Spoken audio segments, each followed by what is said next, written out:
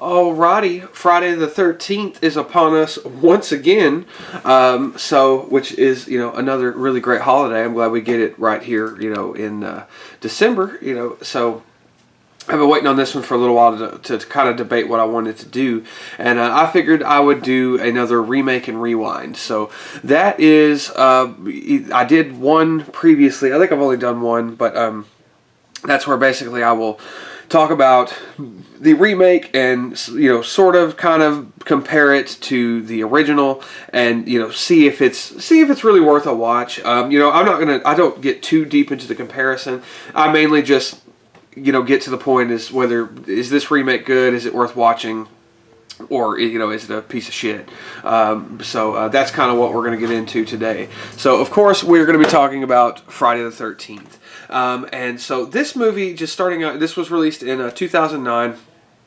And this movie is honestly, this one is kind of difficult because it's not so much a remake of just the first Friday the 13th. It's kind of a remake of the first four in a way. Just because we really get, it's kind of, I guess you could honestly say just the first three. But I lump Final Chapter in there as well because that one is just, it kind of caps off those first four really well.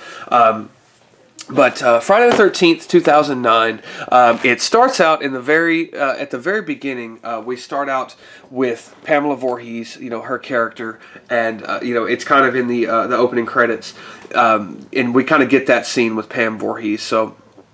That's really the only time we really touch upon the first movie. We also get the Baghead Jason, which we get in from Part 2, and then of course Jason gets his iconic hockey mask from Part 3, and then it's sort of a similar premise to Final Chapter, just a little bit. It's kind of a good mixture of the two, but it's a pretty basic plot. I mean, there's plot used from kind of all of these, which we're not really at a Friday the 13th film for plot reasons anyway.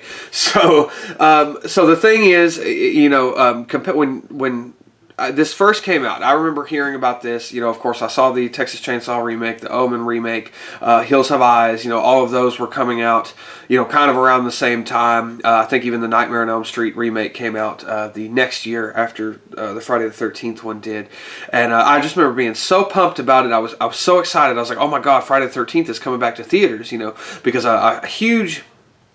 I also forgot to mention the Halloween remake in all of those lists of remakes that came out, just a couple of years before this. That was huge for me because I love Halloween. That's probably my second favorite franchise, but I've always been a little bit more of a Friday the 13th fanboy myself. I think that there's just a little bit more that I guess can be done with Jason. I don't know.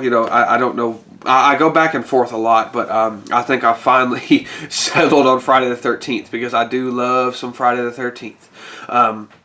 But when I first heard it was going to be announced, I was like, well, are we just going to get Pamela Voorhees? Like, how is that going to go? Are we going to do a Part 2 Jason, or is he already going to have the hockey mask, or whatever have you? I had all these questions about it, and really, what were they going to do with Jason? Because Jason, up to this point, I think the last film he was in before this one would have been Freddy vs. Jason, and he was just the slow, lumbering kind of Frankenstein monster-esque Jason, which I enjoy Jason in that film, just fine. But that's kind of the view of Jason that we had, at the time, just because that was so fresh, in everybody's mind. And so I was wondering, were they going to bring back, the fact that Jason has the ability to run, for starters, are they going to make him really big and bulky, or are they going to make him, just a kind of a regular guy like he is in the original films? Are we even going to have Jason? Is it going to be Pam Voorhees? Because that was another idea that I'd liked, at the time, is I was like, that'd be interesting if they did the first one, remade it with Pam Voorhees and just did her entirely. And maybe do like a twist ending, on it where, you could still do that reveal that it's Pam Voorhees, but, make it seem like the entire time it's been Jason. But of course, I didn't think people would, because, that harkens back to the original. But I knew at the time people weren't really going to be super thrilled about that. I knew it was going to have Jason in some way, shape, or form. But like I said, in this one, when we start out, we get that little kind of prologue with Pam Voorhees. So I'm really glad that they found a way to include that character in this, because she's so important to the actual story. I think Pam Voorhees gets overlooked a lot. And I know a lot of people aren't just crazy about the original Friday the 13th. Nowadays, because I mean it is a fairly slow film, and I know a lot of people they know Jason. Whenever you hear of this, when you hear this franchise, that's the first thing you think of is Jason Voorhees.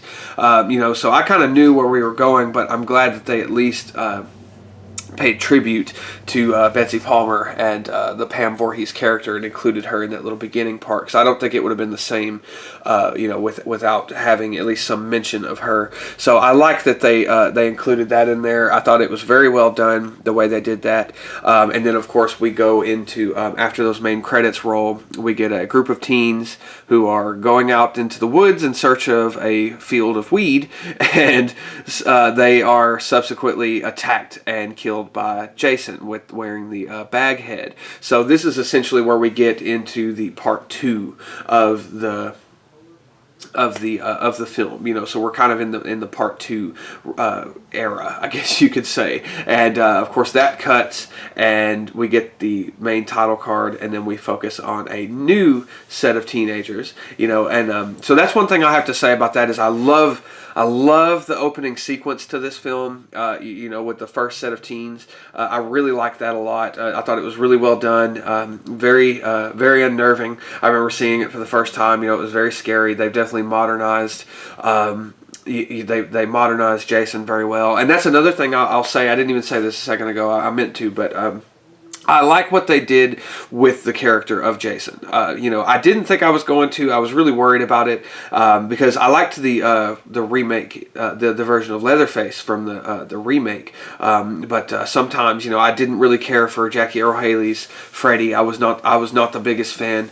But just as an example, that was a year later. But I was worried. I was very concerned that Jason would kind of be tarnished in a way, but I thought they did Jason fantastic. I thought he was a great. I thought he did great. The design of him. I love that he runs again. Because a lot of people. I remember even seeing when this film came out. I remember people, seeing the people walking out of the theater, and I remember one guy said, "Jason runs now, so that's new." And I'm like, "Oh well, that's not new." Actually, I was like, that's not new at all. I was like, Jason used to run quite a bit. I was like, until he slowed down eventually. We all do. Eventually we all slow down. But so I always thought that was interesting, and so I like that they brought that aspect back to it. And Jason definitely, he is a big and bulky kind of guy. I think he's got a really big neck. And it's played by oh my goodness, what is his name? I just drew a blank.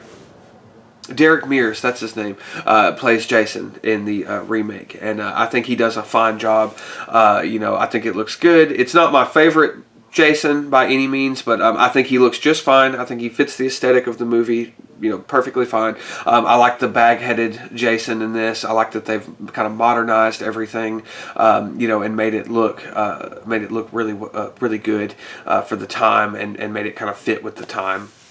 So I like that a lot. And that's just kind of my thoughts on the design of Jason. And then, of course, we get a new set of teenagers or young adults or whatever you want to call them. They're not really teenagers, anymore. But, we get this new set of young people that they are going to the main guy. They're going to his father's cabin or whatever. But it's a very nice cabin, and they're going to stay there for the weekend. And I meant to say earlier, none of these characters have original names from any of the original movies besides Jason. None of, and I'm sure Pam Voorhees as well. I don't even really remember if they mentioned her name or not. But none of them are any recurring characters. We don't get Jenny. We don't get Tommy Jarvis. Nothing like that. From later films, and we don't get the Alice, I believe is her name, if I'm not mistaken. Sorry, it's been a while since I watched these. I've seen them so many times. You think I would know this? I'm almost positive it's Alice. But anyway, I'm sorry. Anyway, it's so this is where it starts to kind of get into the rehashing of part three and the final chapter, because both of those plots were very similar anyway. Except part three was actually at the camp, so that's kind of where it kind of goes into 3 and 4, is because it kind of the third one still takes place at the camp, in the cabins, and final chapter takes place, near Crystal Lake, and it's basically just rent houses or a cabin, I guess, if you could say that, whatever, mainly, really just looks like a house, but anyway, so we kind of get both of those plots in this one. Sorry, I meant to move this. We get kind of both of the plots from this because, of course, Jason picks up his famous hockey mask, and I love that scene where the guy, with the guy in the old garage, the guy just sits around and smokes weed all the time. Like, damn, boy, he came this close to hitting the button on the whoop-ass machine. That guy, he cracks me up. He's so vile and just ridiculous, but he cracks me up in this movie. He's ridiculous. And, so he... once Jason has his hockey mask and decides to put that on, of course the movie just kind of picks up from there, and it becomes a typical Friday the 13th movie. Of course, it's much more modern, but it's still, to me, it is a Friday the 13th movie through and through. I think the acting is just fine. Like I said, Derek Mears does a fantastic job as Jason. I think he's doing he's playing the part very well, he's very intimidating. So I enjoy it for the most part, and I think it has a really good ending. I think they ended it really well. They left it open for a sequel, but they kind of paid homage to the original film, kind of what happens in the original film. They did a callback to that, and I really kind of appreciated that. We get some great violence in this movie, great nudity as well. There's a lot of nice tits. Just a lot of good to say about this movie. I definitely think it's a really good remake. It's definitely worth watching. If you're a true blue Friday the 13th fan, I guess you may not like it just because it's too new. I guess that would be my only gripe with it, is it's one of those Michael Bay remakes. If you've seen Texas Chainsaw Massacre, from 2003, you kind of know what to expect going into this version of Friday the 13th. But I don't think that's a bad thing. I think both of those movies were done very well. I'll cover, the Texas Chainsaw Massacre remake. I'll do one of these with the Texas Chainsaw remake eventually. But I thought that was done very well. Everything in this movie I think is done just fine. I think the acting, the writing, everything like that, I think that they've stayed fairly true to Jason. I like how what they did with Jason. He is now more of a sort of a survivalist kind of guy in the woods. And he kind of travels around using these underground tunnels. So I like how they brought that in to explain how Jason is able to just pop up and get around the way that he does. So I really enjoyed all that. It's a great time. I definitely recommend it, and I do think that it is a worthy remake, and I think it is worth a watch. I don't think it's a bad remake at all. Some things obviously they could have been done a little bit different, but for the most part, done perfectly fine. That about does it for this Friday the 13th. Eventually I will cover the movies, I promise. But yeah, and I'll show you the DVD as well. Like I said, this is nothing fancy. I bought this when the movie first came out on DVD. It's a killer cut. I remember at Blockbuster, all of them just sitting on the shelf. But I've had this for a long time, and then of course these are the from my Friday the 13th box set. I have them all individually as well. I should have grabbed that one to have them next to each other, but yeah, it's it's a great time. Definitely check it out. Until next Friday the 13th, when we'll cover another something else Friday the 13th related. I hope you all have a great day, and goodbye.